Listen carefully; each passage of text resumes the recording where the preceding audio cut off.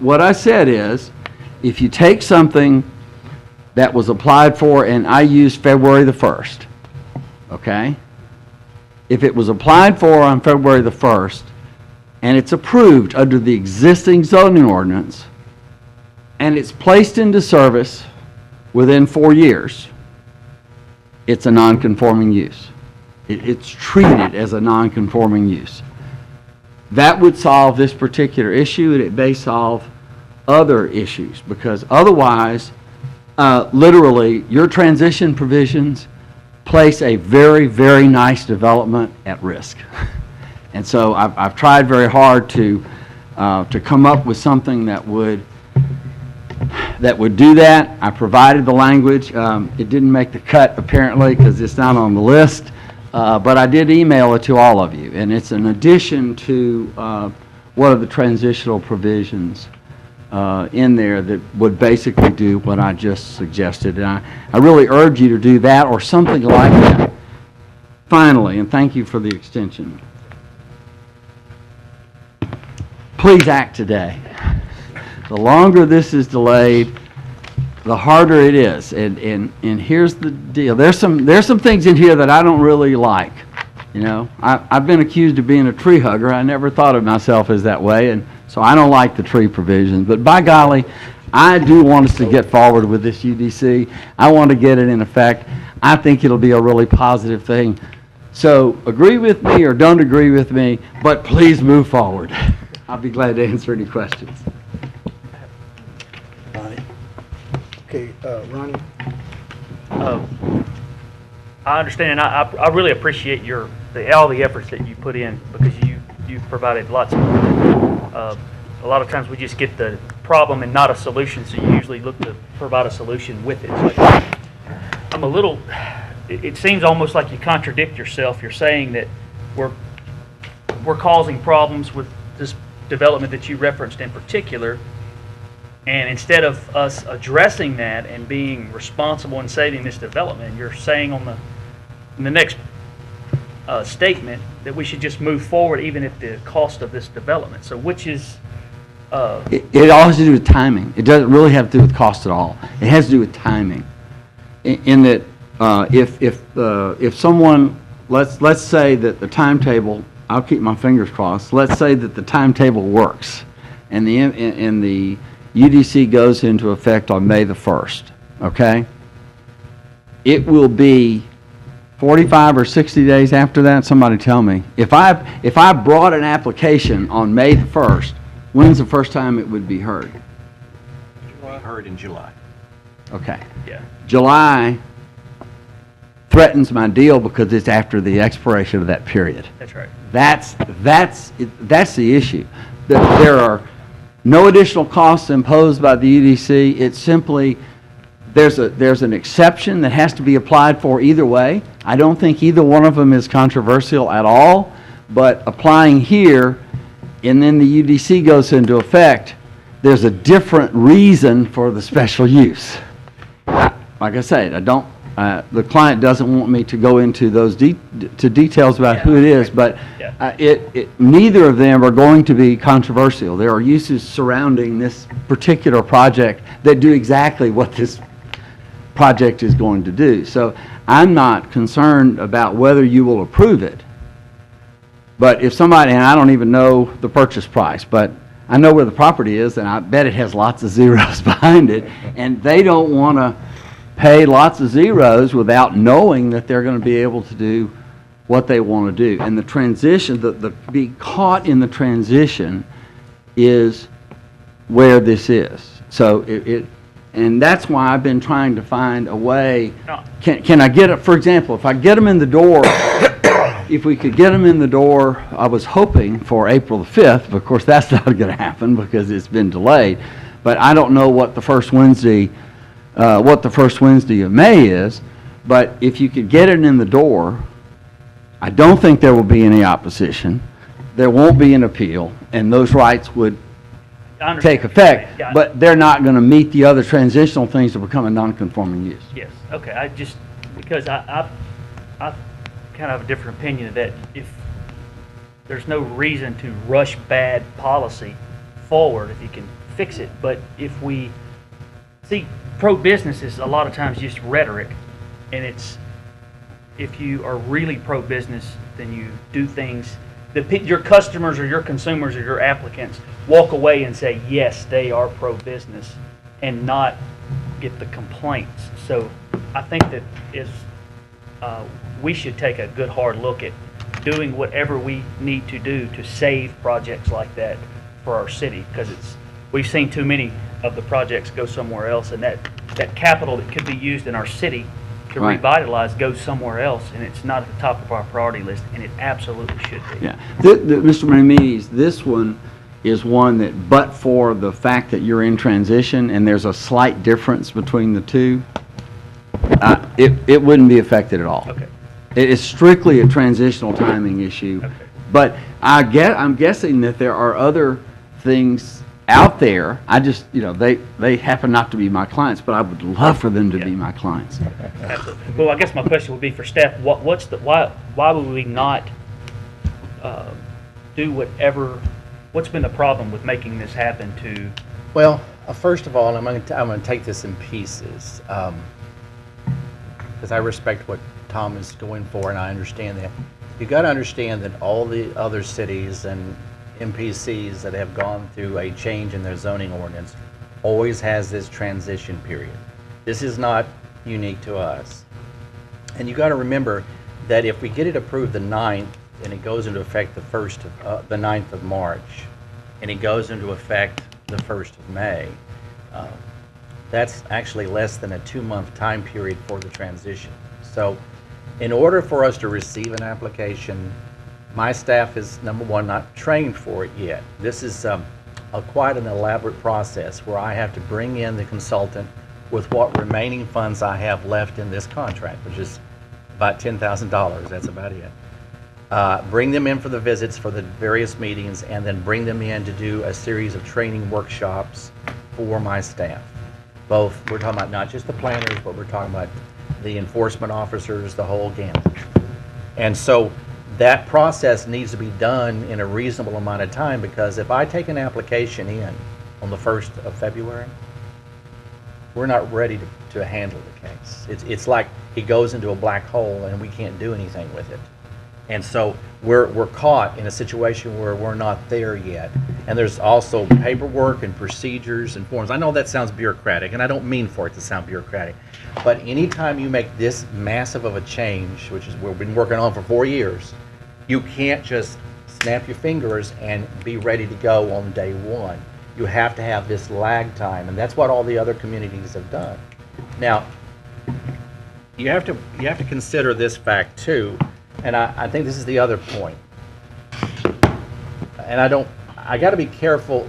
We need to be careful that we're not doing something in the UDC just for one particular applicant. So we need to be very careful about that, because this is meant to be very much across the board. I realize we've gotten input for a variety of different people, but be very careful that we don't do something just simply because we may or may not get someone come in to do a project. So that, as much as that's an enticing thing to do, it's not, from a legal perspective, the right approach to take when you're trying to do a zoning ordinance, because it's supposed to be for everybody now and then in the future. The other thing too is, this is a third item. I do believe that this applicant, and I'll stand corrected if I'm wrong, but I believe that if this is such a tight timetable for them, I believe we could find a pathway for them to get something approved under the current ordinance today, so that when the UDC goes into effect, it will just simply flip over to the new designation that it will be. That's all I was asking. I think that's what we can do. Then, yeah, and I'm not beating you guys up, because I Right. promise you I would not want your job over the next 6 months. But I'm just saying that that's what I wanted to hear, Right. is yes, that we'll look at this, because I know we have a councilman sitting out in the audience that Right. many people have approached and said, hey, this is what the ordinance is. Right. We have a problem, and he's gone to bat and drafted legislation. I mean, he's not the only one. Right. I'm just saying that I know our council and commission members want to get creative to save projects, and I think that's all I wanted to hear Sure. from that. But that's the attitude that I'd like to see us Sure. take to save a project, because it sounds like this project's worth saving for sure. And we've been aware of it for quite a while. I mean, it's just, They know about the project. Right. Mr. No, Chairman. yeah, I know they do. That's all I wanted to hear from the staff was them. But they haven't yet come up with a solution. I just want to point that out. I agree. you wanted to say something? Well, I do want to also say that when this amendment that he's referring to was addressed, we actually formed a transition working group within the office, and we tried to make it work. So it's not something we just dismissed offhand. We actually tried various runs at saying, how in the world can we do that? And what we ended up with was just not enough time to be able to do this in a way that we weren't going to have a ton of problems, and we have already begun the process. We're developing we're not just waiting for the consultants, No. but the consultants can't complete the manual until this code is ratified.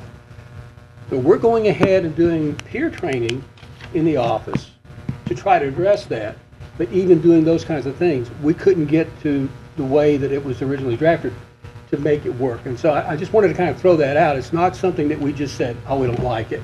We actually tried to make it work, and we just failed to find a way that it seemed to work where we could actually process the cases in a quality manner and have the staff up to speed to be able to even know what that ordinance says. If we did it the way we were talking about it, we would be looking at cases without a staff trained to even look at them.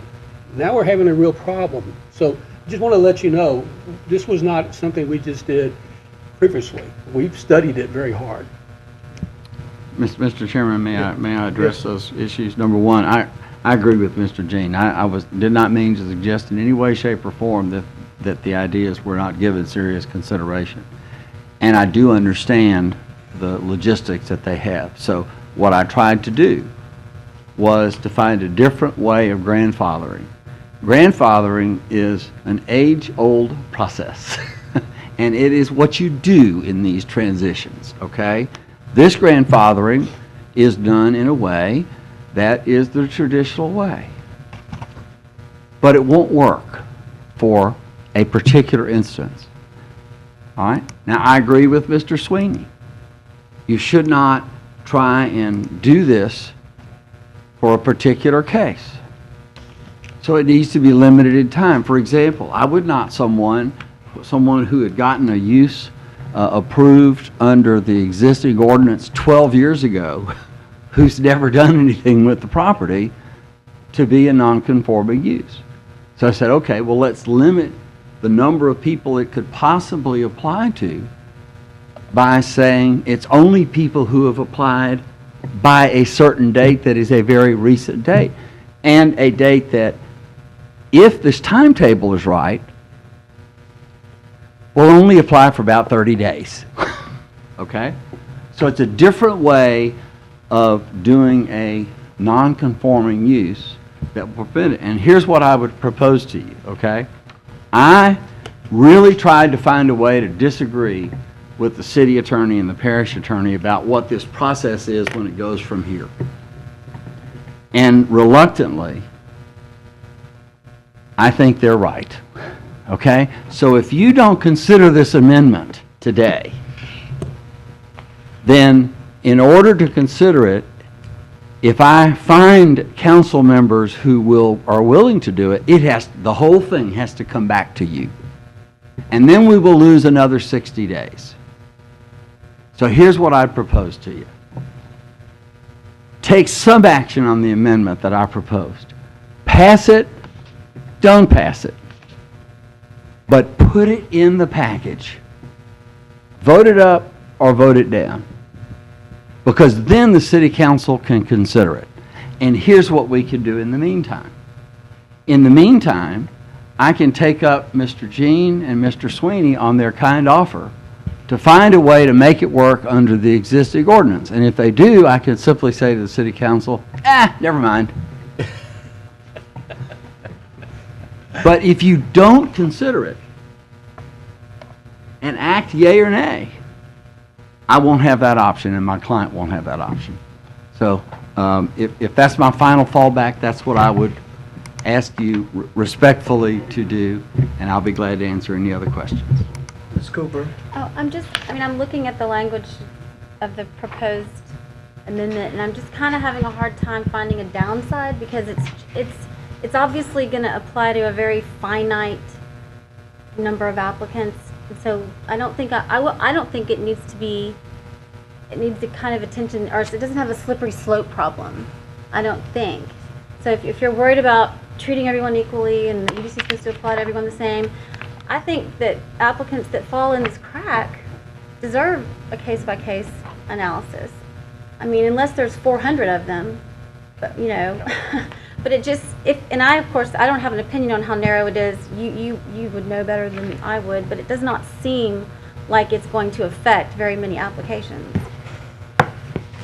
Oh, that would be, I'd have to wait and see. Yeah, I don't know. And that's the problem. And if maybe it could be constructed more narrowly and still work for the particular applicants that are asking for it. I mean, I don't know. I can't really understand it when I read it like y'all do, so I just don't want the slippery slope argument to interfere. Yeah, I do want a clarification. When I was referring to staff considering, I was talking about the original amendment, not this particular one. okay. I want you to understand that. They didn't get it till last night. Yeah, They didn't get yeah. this one till last I night. just want to make sure that was clarified. Okay. So I can give you a response from our consultant on this most recent request from Tom, and just, I'm going to read it for you because it's easier for me to do it that way.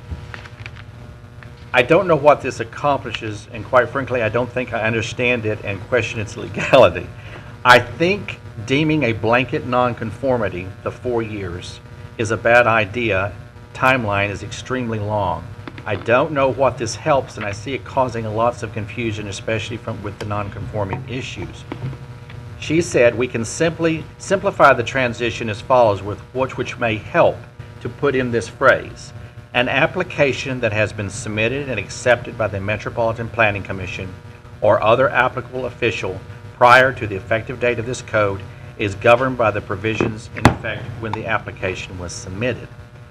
This takes out scheduling hearings and meetings or review times. Basically, you submit an application and the rules in place the day you submit or the rules you're subject to. Now, that doesn't really accomplish everything that Tom has asked for. I know that. It's just a clarification statement. But the reality is that if we make this change, even this last proposal, it puts us in a quandary because we are not in a position to be able to review an application that early. That's just the bottom line. And so, I mean, I feel like, I think Tom's idea may be a good route. You vote up and down on it today. Allow it to go with the city council amendments going to the city council, and then allow them to consider it as part of the overall scheme. And if we have been able to work something out all for his client, then it may become a moot point. And he might come up and say, like he just said, never mind, you know, that kind of. But I feel like that I think we got to be real careful here because it's a matter of being able to do this right. And if we mess up the first time we do this under the new rules, we're not going to hear the last of it, okay? And it has repercussions from a public relations perspective. We are going to make mistakes, but part of the reason why I'm trying to get our staff ready is to not make the mistakes and to be able to handle these applications correctly. So do you think this is as narrowly tailored as you can make it? The 4 years, the...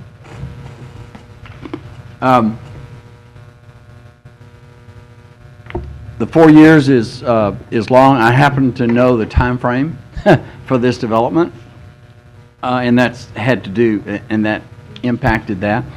I also point out that I asked in October, the consultant who was here, well, what about this transitional period if you apply? And her answer was, oh, I think that's implied already. But it clearly was not.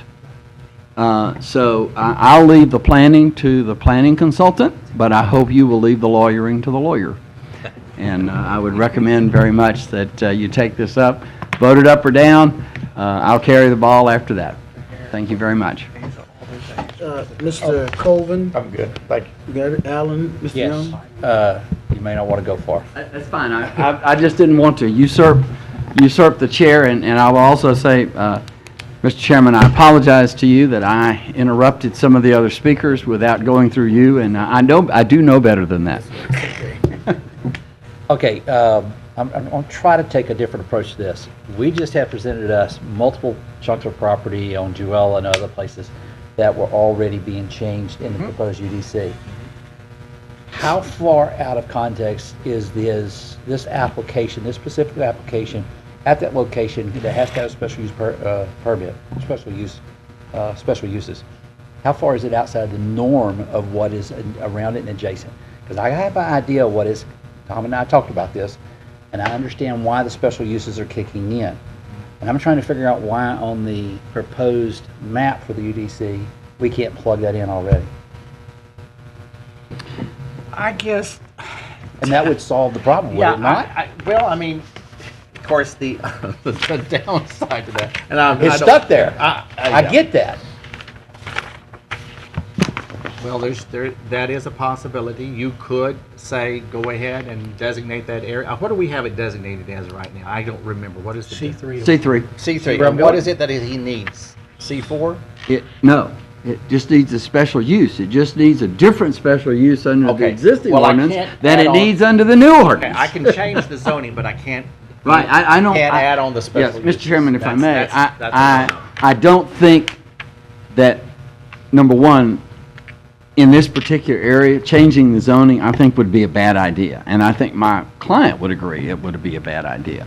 But it is simply a technical difference. To C3 with special use? Is that what it would be? If there's one use that would require, the particular use that would require a special use, and under the UDC, that special use is okay, but an aspect of their use requires the special use, but it's different. And that's why I'm saying it really is, it's a complete timing issue. Yeah, that's why, I was just With trying to find this. if we could go ahead and plug it in on the map now. And Yeah, and the problem is that your transitional provision requires for a it does the non-conforming traditional has to go thing, back to it's a conforming. use that is non-conforming as opposed to an approval, okay?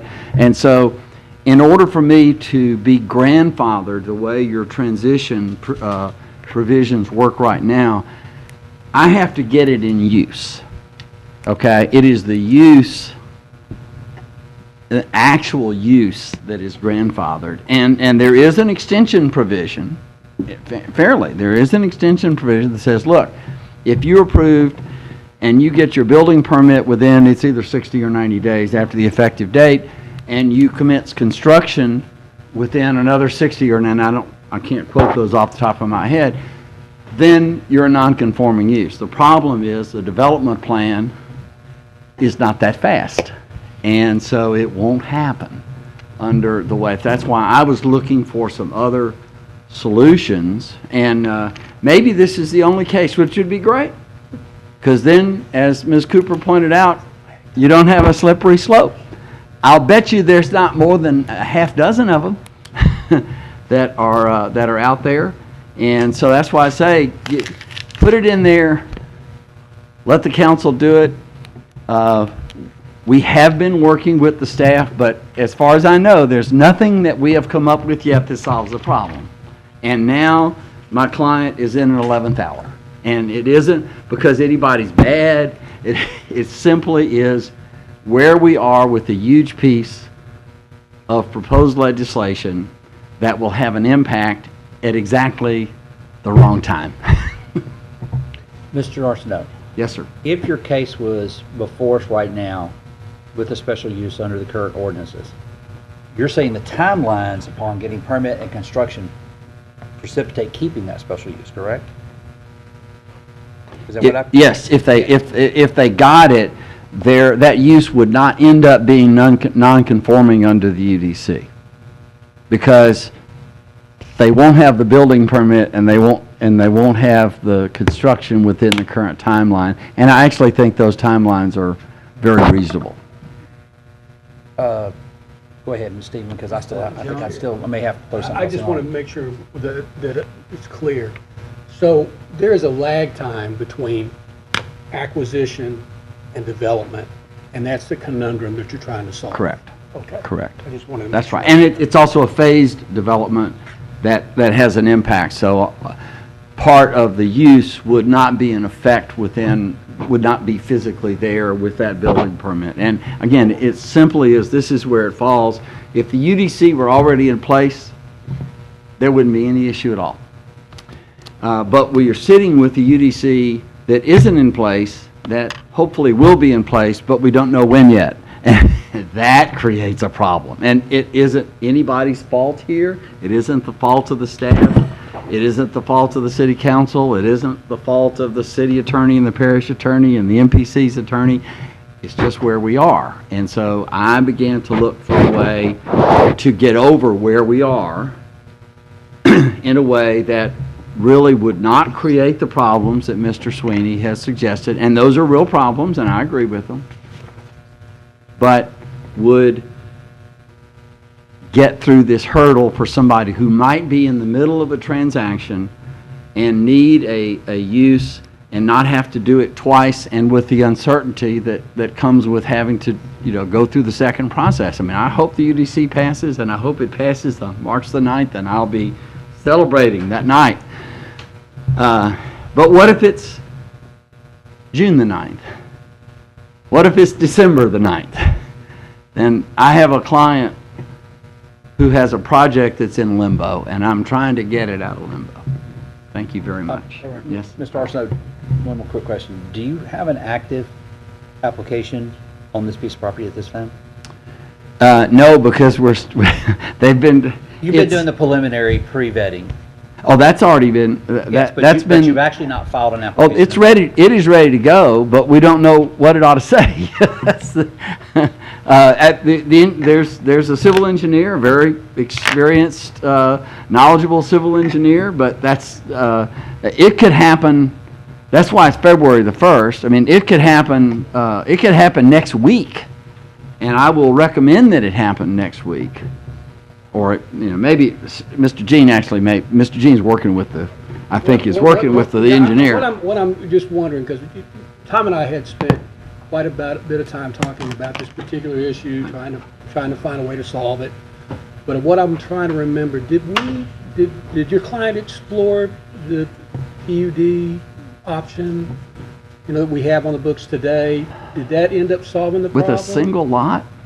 Yeah. We've done it. I don't know the answer, but again, I will commit, and I have worked with all of you long enough, and I will tell you that if I tell you I'm committed to this, I'm committed to this. If I will do exactly if we find a way that the client can use and that the client uses to get around this so that it will be in place, then by the time it comes to the council, I'll say, forget about amendment number 36, 37, whatever it is. Because if the particular problem is solved, I don't want to create other potential problems. And I know that you don't, and I know that Mr. Sweeney, Mr. Jean, and Mr. Bailey do not. All right. Thank you very much for your patience. Thank you. I have a request to speak from Councilman Jeff Efferson.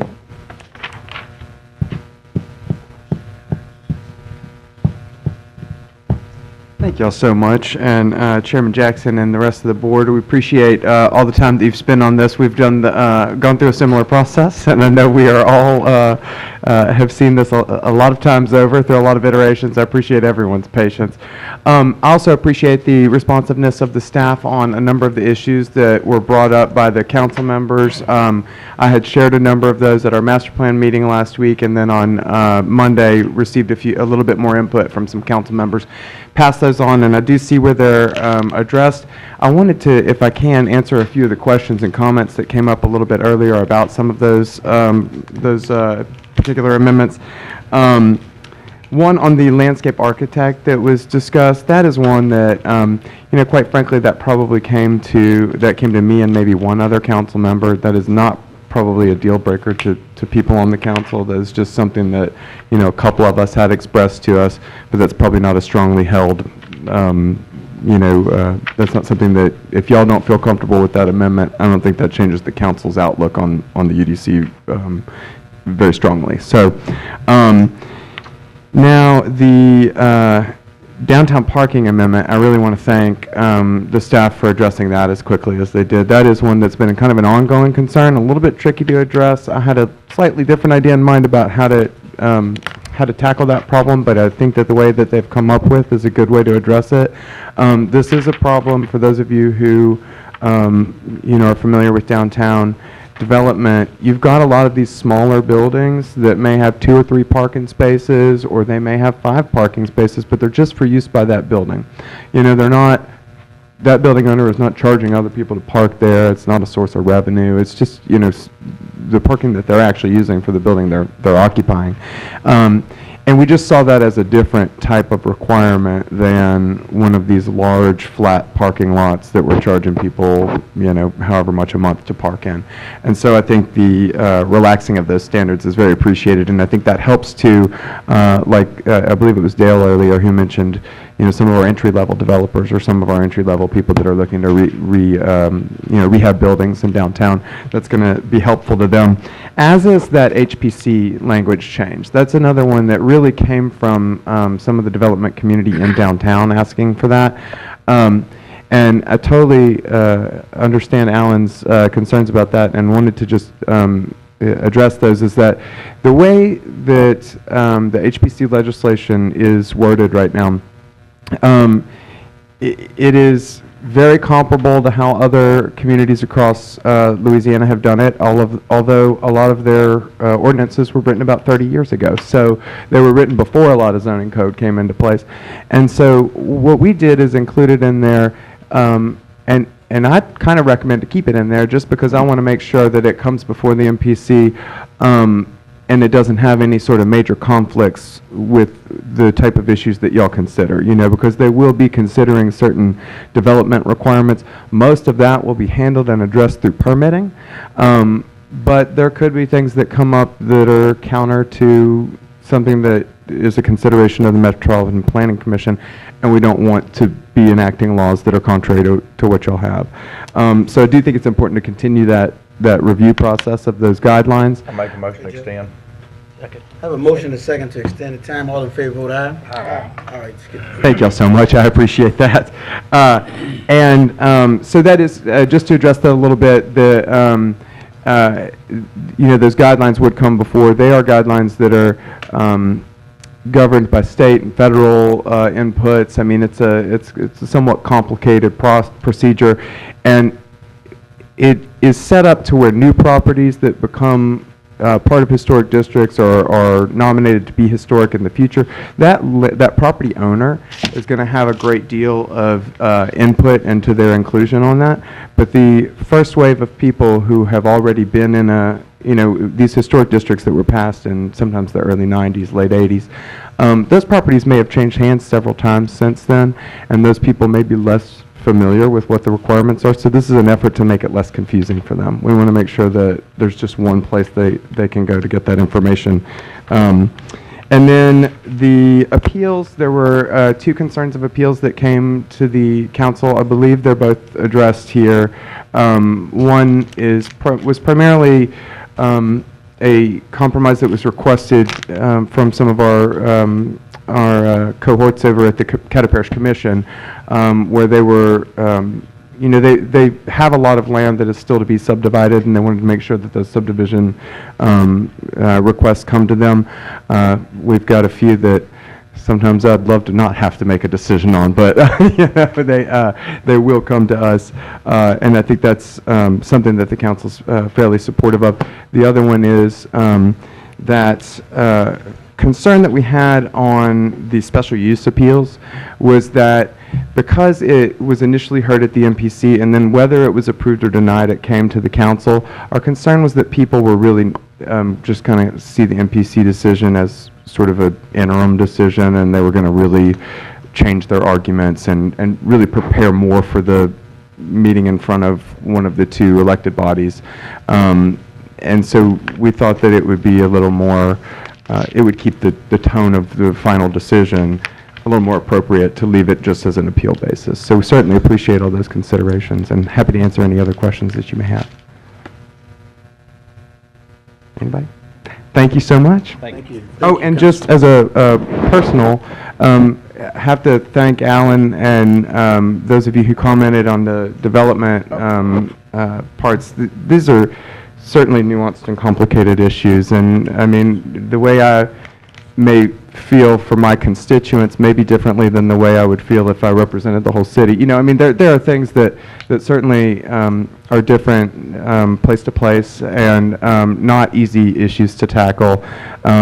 Sometimes I do think larger lot coverage. Now, I don't know at what point it started giving, I don't know at what size it starts giving engineers the amount of heartburn that you were talking about. I've not talked to them about it. But conceptually, I'll say I don't have a problem with a larger lot coverage on some of those developments because that does increase the revenue of, the taxable value of those properties to have more improvement on the property. But it's just one factor and so many that there are to consider in that argument. So just thought I'd briefly mention it. Thank you all so much. Thank you. Thank you. Mr. Sweeney, does the iteration that we have of these amendments represent the staff's recommendation? Yes, sir. All of the ones we presented to you are the ones that we recommend for approval for this body to send on to the City Council and to the Parish Commission. Thank you. To fellow board members, what any other discussion? And if not, then what is your pleasure? I have one quick one.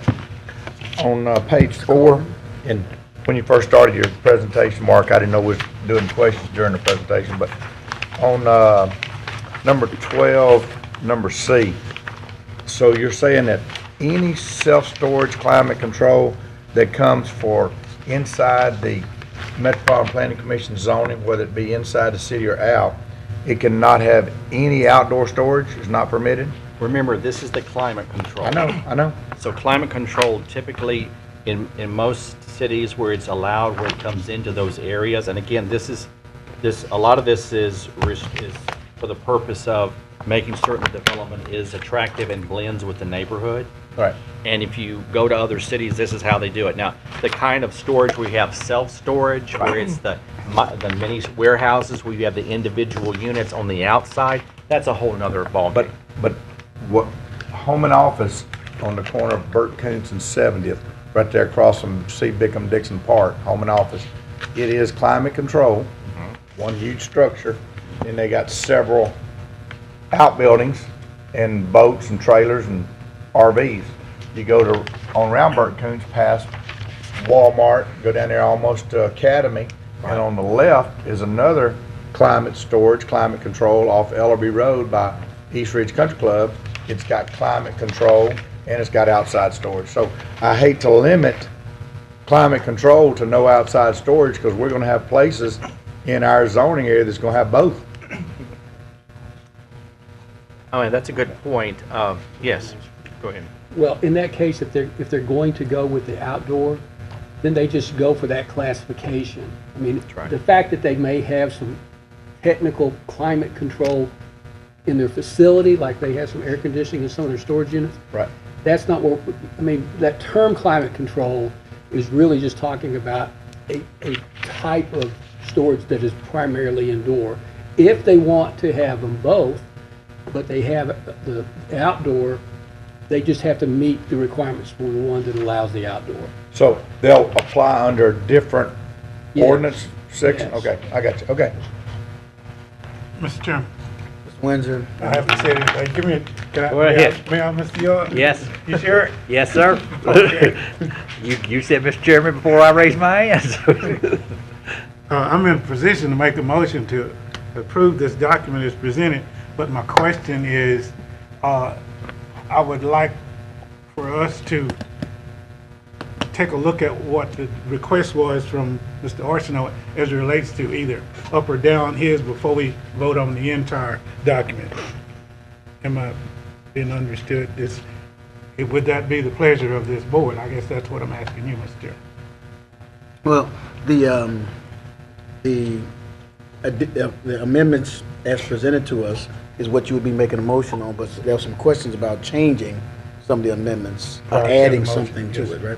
Yes. I was Mr. just going to Sweet. say, if with the pleasure of the board, you could simply take Mr.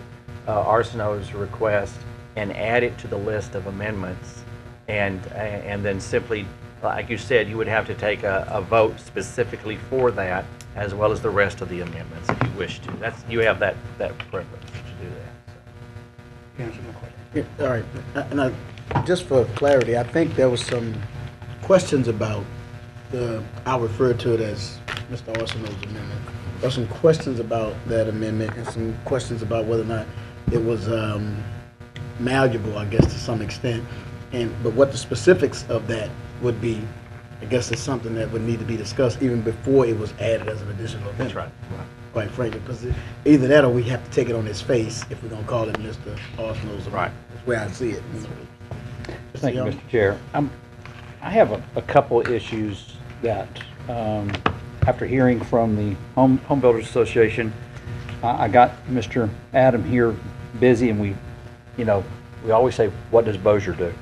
What are they doing over there? So we tried to go that route, and we found out they use the other methodology to do it. So he pulled up some Baton Rouge.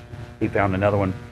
And the minimum I saw on Baton Rouge was 50%, and some of them were as high as 60%. So I would like to see those numbers amended.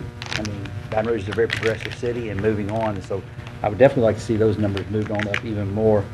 The other one is a very valid point. I love the boardwalk or the streets where the oak trees are lining the streets and everything else, but truly, if you go down in Old Highland, you will see sidewalks are doing this.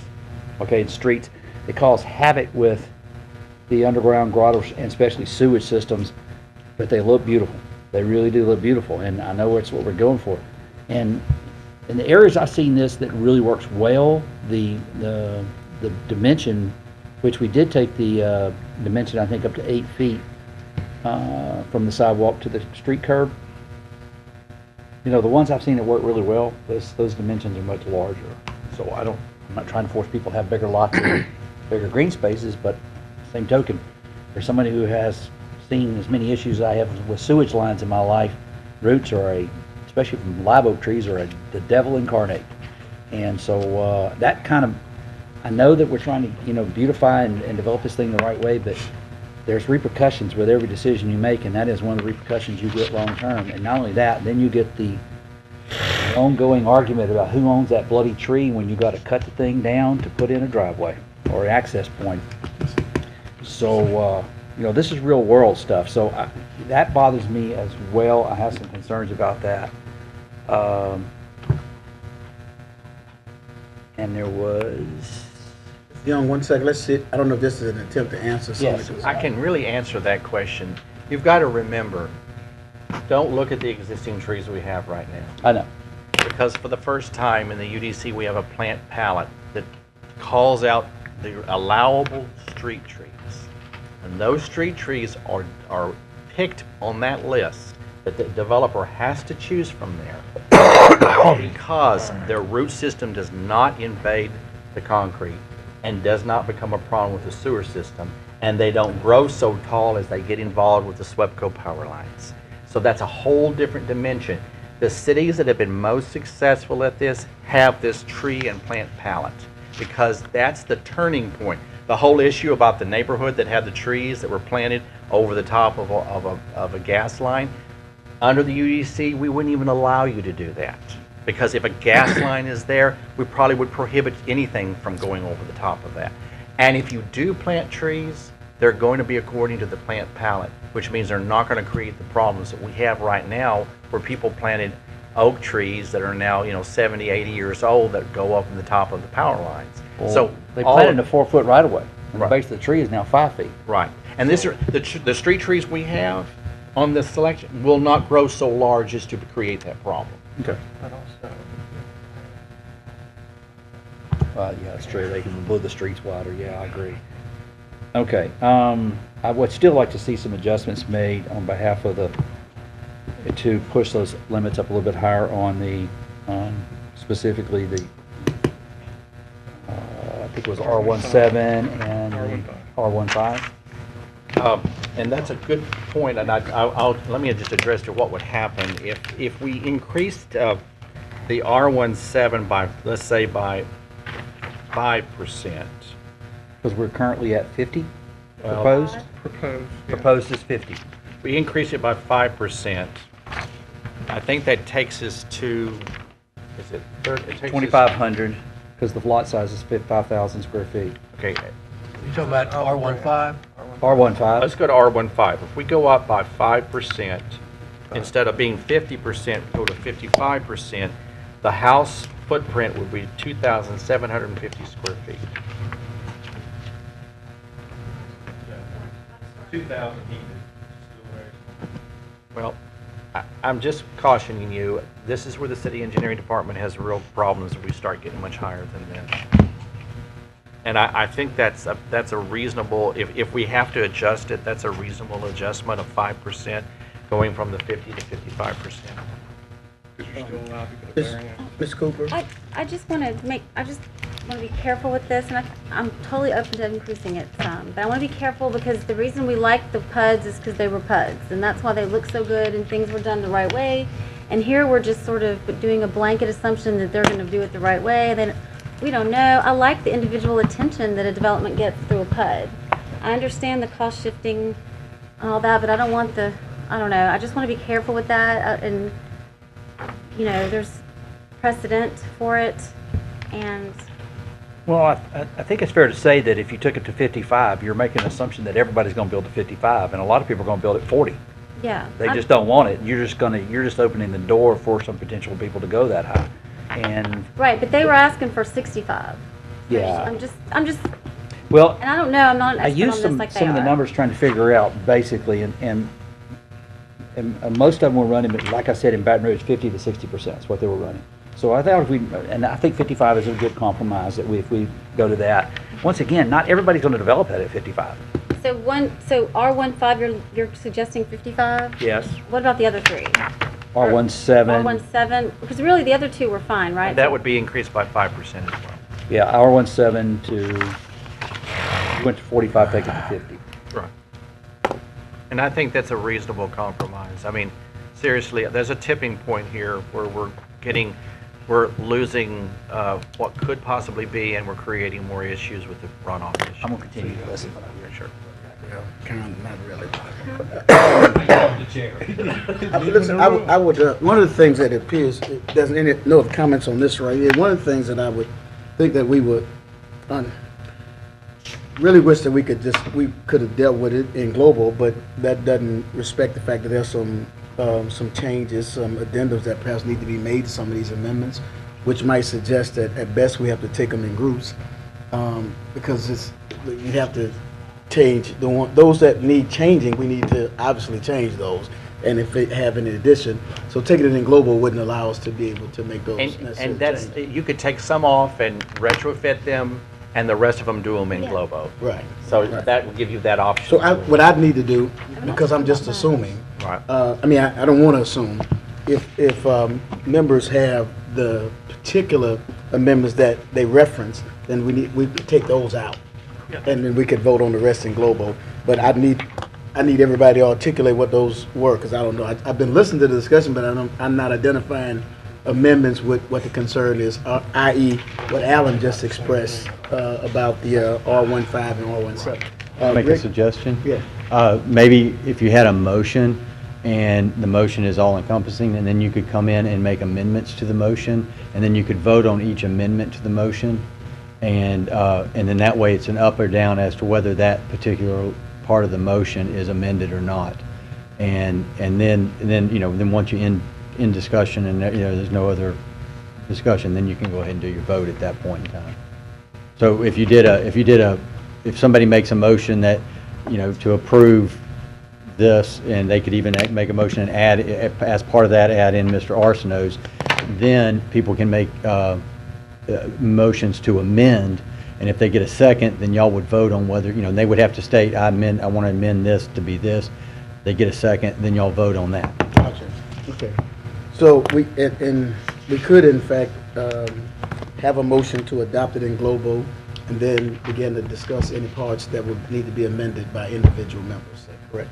Well, yeah, they would need to make a motion to amend. To amend. And they have to get a second. While the first motion's on the floor. Yes, that would be a secondary motion under the main motion. Gotcha. Chairman, Yes, sir. I move that the document Oh. present. Can I say one more thing before we start moving? Please? I'm back to Ronnie's comment. Why are we gonna piecemeal this when we can go back and look at it for a day or two? We just got one comment from a lawyer last night about the transition period, which is crucial. Why don't we? I'm seeing a bunch of head nodding. Okay. I just hate piecemealing it. That's just me. It's minor. Okay, back, Mr. Windsor? Good. Dale? I'm done. Okay. Mr. Chairman, I move that we accept the document as presented today.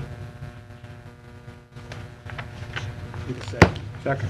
I have a motion and a second to adopt in global the amendments we have before us. Amendments, Oh, you want to do the amendments now? yeah.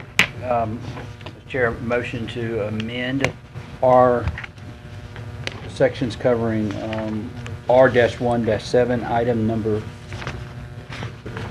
3, to change that number up 5 percentage points from the staff's recommendation up to, that would take R-15 up to 55%, and then R-17 to 50%. I second. Or is that all your amendment, just for that section? Those, So number 3, For number 3, yeah. yes. amendment number 3. So we, on amendment number 3, we have a motion, an amendment, a motion to amend section 3 for R17 to 50% and for R15 to 55%. Is that correct? Yes, sir. And I second. Hearing no questions, I mean, all in favor vote aye. Got a machine Wait, now. Is the machine on? Okay. Is this working? Oh, Yes, the I'm machine? sorry, vote yes. All opposed, no. All right, that amendment passes. And then my motion would be to consider Mr. Arsenault's proposal to address the time lapse in between the current ordinance or the current development code and the UDC by staff. And now, did you understand that we're not placing any burden on the staff to accept it, or? Correct. Okay. It's But we're just allowing it to move forward Move with forward. them to consider that. As Okay. written. As he wrote it, Yeah. but I wanted to make sure that they were able to consider it and not putting any, because otherwise we pass it, right? So Right, that's Yeah. good. just wanted them to be able to consider it, and if they can come up with a resolution Or- to, okay. Now, I need a second. Now, I can't Second. restate that. Now, Right, I got a second. Pardon me for not being able to restate that, but You just want to me to clear, accept you want me it. to clear it up? Yeah. Okay. My motion was to consider the proposal that Mr. Arsenault submitted to the MPC staff and board members addressing applications that are in limbo between the current development codes and the UDC. Gotcha. And once I'm assuming that we have motion second, if it passes, this will be that step of passing on to the city council and allowing them to deal with it at that point, okay? Any other questions? Hearing none, all in favor vote yes, opposed no.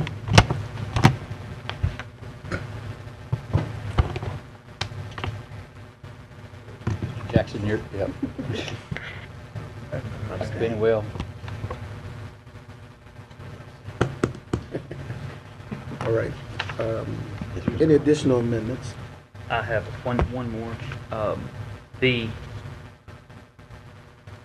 trees on the parkway, I propose that we maintain the trees, but only back them up to the other side of the lot. They're still required, but they're not in the right of way, and they're not in a position to cause us, our city, increased sidewalk maintenance and problematic when we go to do maintenance and repair on our utilities.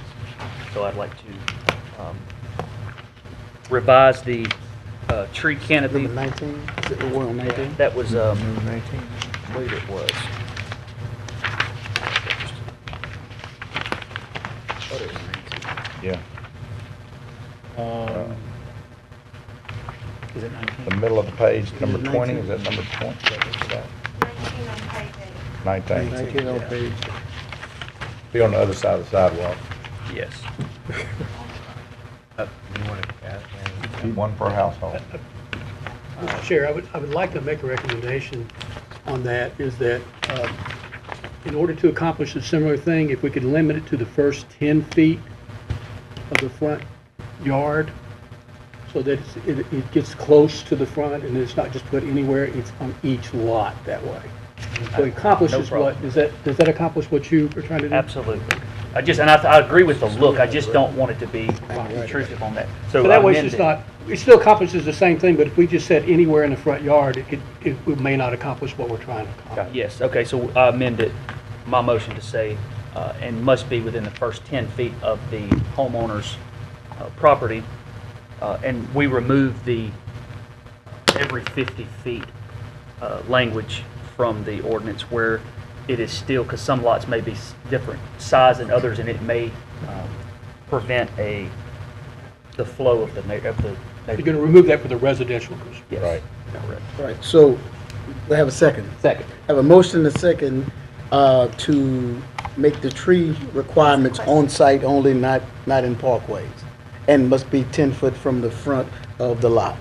At least 10 feet. At least 10 from the front of the feet lot. from the residential side of the From property. the residence side, I have a question. Can we Not just in the right of way. have a question? not in the right of way, right. Is that going to require then that it be in those 10 feet on the landowners, and it is not allowed on the right of way, or it's a choice they have? No, it's not allowed on the right of way because that's what we were addressing was the property, you're on top of the utilities, you're on Okay, top of. I thought that was the whole point of the tree pallet, so do we need the tree pallet then? Yes. Yeah, it could still be, yeah. For commercial development and stuff. This is just residential. Okay, okay. But it keeps the trees closer to the street where when you look down the street, it looks. Okay, so if there's no spacing requirement, they could just do 1 or 0? No, they must do one. So just 1? You're just taking it from between the sidewalk and the street and placing it on the other side of the homeowner's property, but preventing it from being, because when the city goes out and has to maintenance the water line and all. Right, I know. Because the city has to replace that most of the time when they destroy the landscape. So you're basically switching the responsibility of the tree from the developer to the property owner. Okay. And then if you get Homeowner. rid of the 50-foot spacing requirement, That's what this amendment would do. is that, For- do This we is for want that? this is for residential only. Only, okay. Do you understand what my 50 feet, so it wasn't exactly 50 feet, it's just the next lot up. So each home would have a tree in the yard. Okay. uh, Okay. Proportionate, but it wouldn't be exactly 50 feet, because that may be in the middle of the driveway. Right. The genus and all that of species of tree still applies. Yes. Okay, I'm good. Thank you. All right, so I have a motion and a second. All in favor vote aye, opposed, vote yes, all opposed no.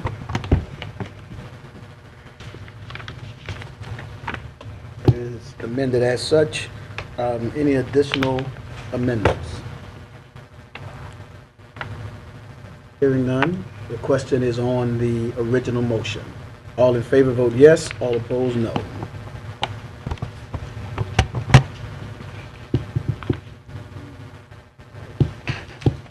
All right, that passes unanimously. That being done, I would like to have this meeting adjourned.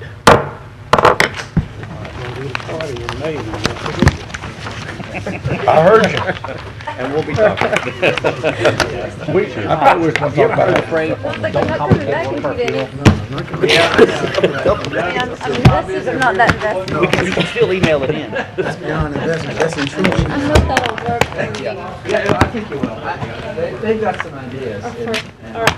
For our business. Thank you very much. Oh, Thank you very much. I know you never go hunting with just one shell, so Well, you know, there's lots of ways to do it. I know Probably that. get it skin one way or another. Thank you, Ron. How's mom and dad doing? All right, attorney, all right, yes, sir, you're quite welcome. No, I have, my bladder can only. Hopefully we got something to work. Just think. I got some. tonight, man. Sure. Very good, give me a call. All right. Something grossly unfair about it. Totally. I know. Last question. Oh, wait, what? Here you go. Here you go. My whole life. Good work. They just need Hey, to good to spell your see you. title right. Yeah, I know. What are they, I haven't even, well, you know, they're not even sure they're gonna keep me. It's temporary. I was at that, and that he Oh, says that's they have a neat. plan. Thank you. That on the same day. I hope it helped. The 28th of February. Thank you so much. We're gonna get the rest of it. You got two brothers, right? I moved the bar a little, I thought I was. You can't. Are y'all gonna do? All right, listen, we'll, I'm not. just let me know when. Now, Dave's, I'm like awful. So let me My mother's the one. Thank you, I appreciate that. All right, Mark, well, have a good day. Thank you. We'll see you, later. So now what's your next step? Goes to council? It does. And all they're looking at is these motions.